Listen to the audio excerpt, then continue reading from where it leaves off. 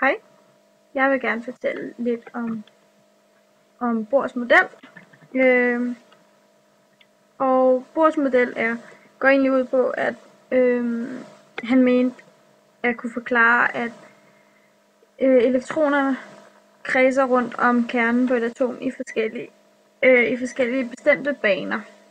Som man også ser på den her tegning, der elektronen den flyver ikke bare rundt, men kan altså kun være i bestemte baner.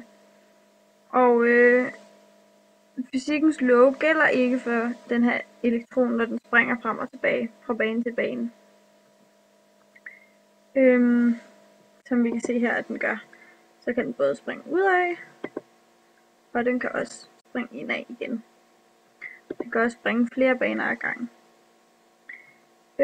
Når den springer ud af, sker der en absorption af en foton med den energi, der svarer til energien mellem de to baner.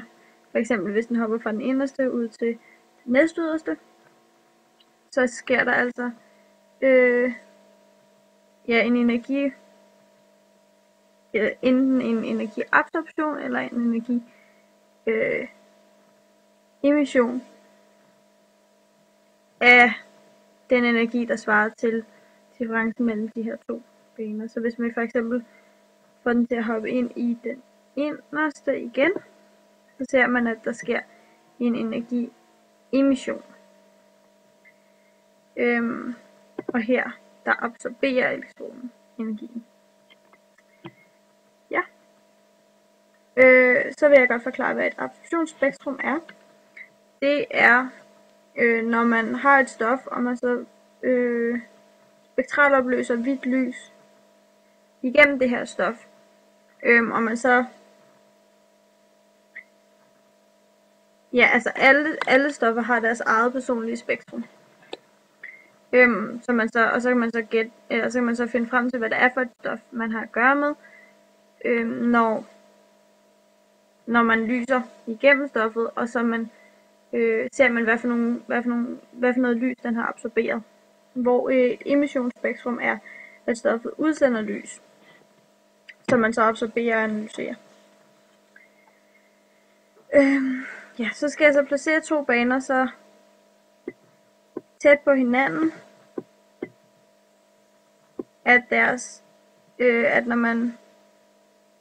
energiforskellen mellem dem svarer til energien af en foton i det synlige område.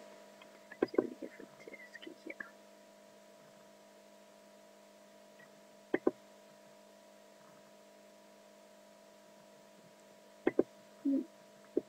Nu stiller vi det her.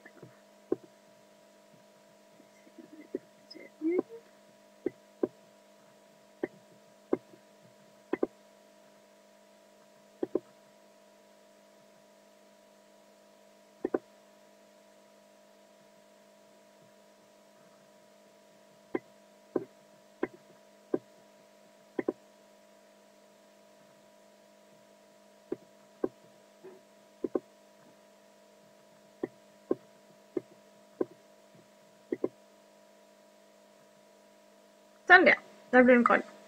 Altså er det inden for det synlige lys. Og så vil jeg lige sige til allersidst, at Bohrs model den ikke gælder for det her, fordi at Bohrs model gælder kun for hydrogen, og da kernen er så stor på den her model, og der er så mange, da kernen er så stor, så er det i hvert fald ikke hydrogen, vi har talt om her.